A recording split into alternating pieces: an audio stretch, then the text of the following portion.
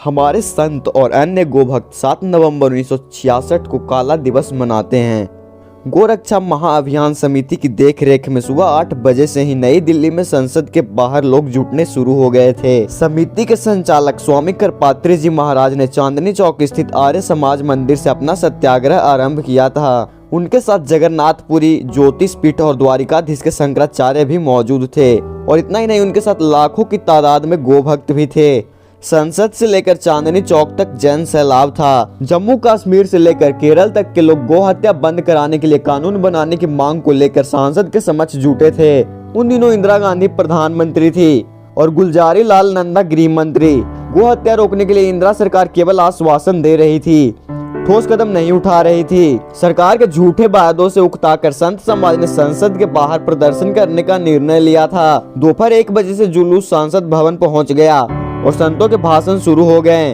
करीब 3 बजे का समय होगा जब आर्य समाज के स्वामी रामेश्वरानंद भाषण देने के लिए खड़े हुए। उन्होंने कहा कि सरकार बहरी है, यह गो हत्या रोकने के लिए कोई ठोस कदम नहीं उठाएगी, इसे झकझोरना होगा। इतना सुनना था कि गोभक्त हरकत में आ गए। उन्होंने संसद भवन को घेर लिया।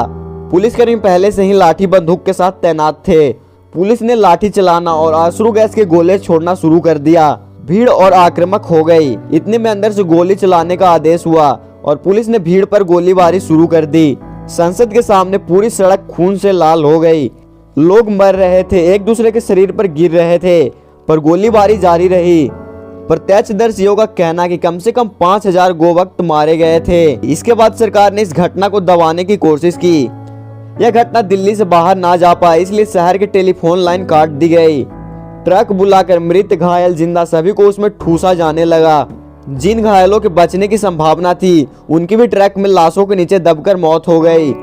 पूरी दिल्ली में कर्फ्यू लागू कर दिया गया और संतों को तिहाड़ जेल में भेज दिया गया। केवल शंकराचार्य को छोड़कर अन्य सभी संतों को तिहाड़ जेल में डाल दिया गया। करपात्री जी महाराज ने जेल से ही सत्याग्रह शुरू कर दिया। उनके ओजस्वी भाषणों से जेल गूंजने लगी। उसमें जेल में करीब 50,000 लोगों को बंद किया गया था। उसमें नागा साधु भी थे। नागा साधु छत के नीचे नहीं रहते थे, इसलिए उन्होंने तिहाड़ जेल के आंगन में ही अपना डेरा जमा लिया। लेकिन ठंड बहुत थी। साधुओं ने लकड़ी के सामान को तोड़कर जलाना शुरू किया। उधर इंदिरा गांधी ने गुलजारी लाल नंदा पर इस गोलीकांड की जिम्मेदारी डालते हुए उन्हें गृह मंत्री का पद छोड़ने को कहा।